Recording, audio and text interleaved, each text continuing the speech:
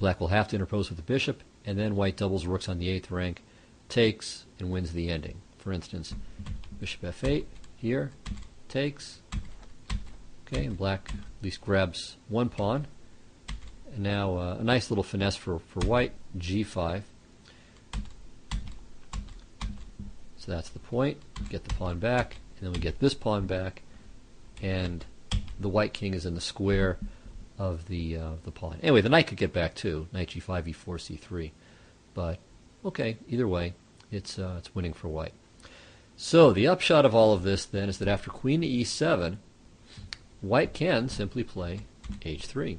Very good move. And of course, black would play bishop f3 and so on. White could also play more tamely with rook f to e1, but this isn't so important. Knight b to d7, and then there's a choice between h3 and knight to d2, as before. All right, I won't go in all the sub-variations there. All right, so queen c7 is what I played. Rook f to e1, knight b to d7, knight to d2, bishop takes e2, rook takes e2. And now white's position is a little bit funny with the rook on e2 at the moment. So that gives rise to maybe some interesting tactical possibilities.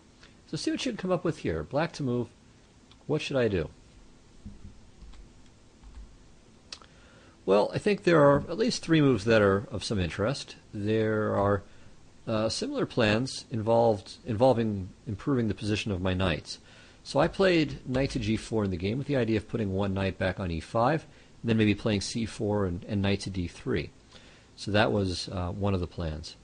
I could have also pursued this with c4 first, but okay, white could play a move like a5, but more to the point, maybe something like h3, preventing at least the one plan. So I could still play knight to e5 maybe, but, well, if I go to c5, maybe knight takes c4. If I go to e5, maybe he trades.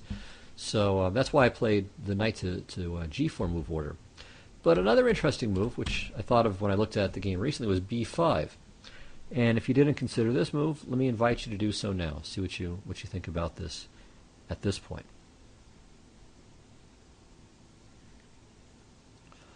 Okay, well here, the key line, of course, is for white to grab the pawn. Otherwise, black is expanded for free and will stand well. So takes, have to trade the rooks, and then knight takes b5.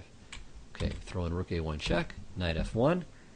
And now, this might seem like just a bad position because the d6 pawn is hanging. But in fact, black can play the move queen to b8. So this is a crucial resource without which all of this would just be garbage. So now, okay, bishop takes d6 hangs the knight on b5. So knight takes d6. And now, all right, there's a bit of awkwardness for white on this diagonal. I mean, the bishop on f4 is unprotected. So is there any way for black to take advantage of this? Okay, well, the obvious move is knight to h5, and it's the correct move. Okay, and then white has to play queen to d2. And now, what should black play at this point? If you suggested knight f4 followed by bishop to e5, well, you had a little hallucination because queen takes f7 check is there, and then queen takes d7.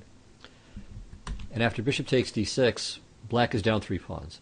Now, he's threatening mate in 2, to be sure, with bishop takes h2 check, followed by rook takes f1 mate, but it's very easy to prevent this.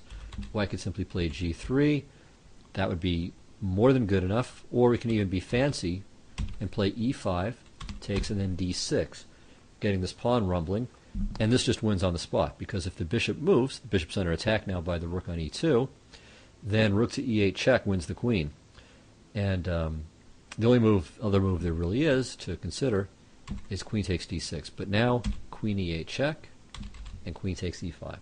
So knight takes f4 followed by bishop to e5 is a bad plan for black.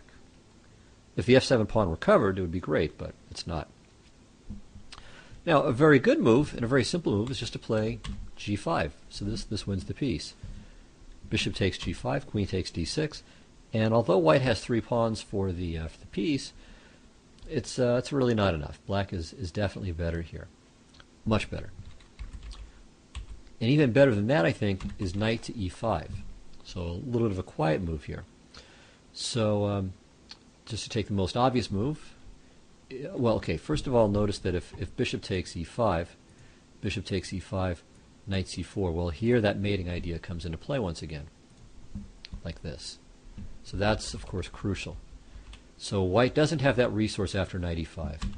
If he plays knight c4 here, well, now knight to f3 check is interesting, but it's not best. Probably the best line here now is queen takes f4, takes here, and then check. And okay, if king to g2, you can play knight f4 check. If king to h1, though, it's kind of interesting. Black should probably play bishop to d4, just building up. Of course, if rook f1, then king g2. So this, now d6 and king f8, and I think this position is equal, but not better for black. So after knight to c4, while knight to f3 check is interesting, it's not the best move. The best move is knight takes f4, queen takes f4, and now the funny idea we saw a couple of moves ago, g5. So once again, this trick. And all right, if queen takes g5, of course, then knight c4. Okay, but what about queen to g3? So what happens if white simply maintains this pin? Then what does black do?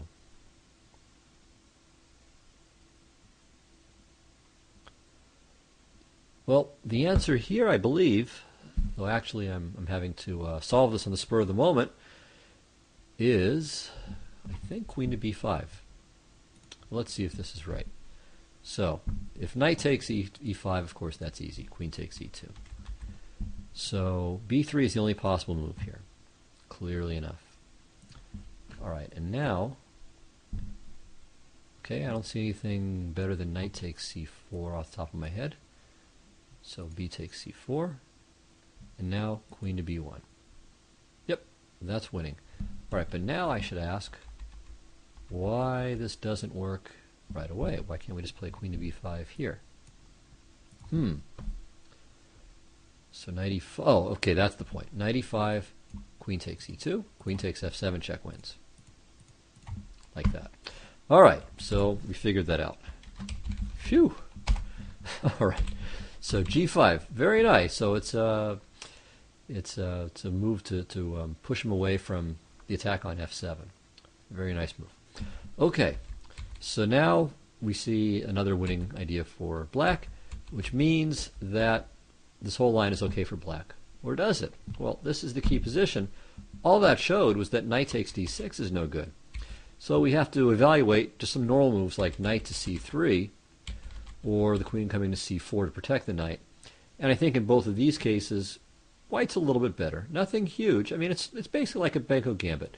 In a position like this, black would probably play knight to e8, just overprotecting the d, well, not overprotecting, protecting the d pawn, uncovering this diagonal to b2, and maybe preparing knight to e5 in some cases. Maybe even bishop to e5, although that could be a little bit strange. But there could be some cases where that would be useful. So I think black has some compensation for the pawn here, definitely. I don't know if it's 100% compensation, but it's certainly close enough that it's playable. So I think b5 would have been interesting, although I think what I played is at least as good, but it's just a very different approach.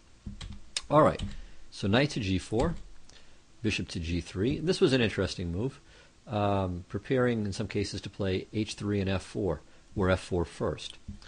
All right, so here black has some interesting possibilities. I played c4, which I think is perfectly good, but I could also have played knight g to e5, and on f4, then made a return trip to g4. And here, for instance, here's a very nice line, not forced. White could play rook a to e1 here. I would say this position is about equal, but very unclear. So knight f3. Here maybe maybe c4 is best, and on h3, then the knight comes back and maybe bounces to h5 next. But bishop to d4 is kind of interesting. King h1 is about equal, but knight takes d4 looks like an interesting move. I mean, you get rid of this strong bishop, seem to be weakening black's pawn structure, but we'll see that white has some really strange problems with coordination here. So c takes d4, let's say knight to d1,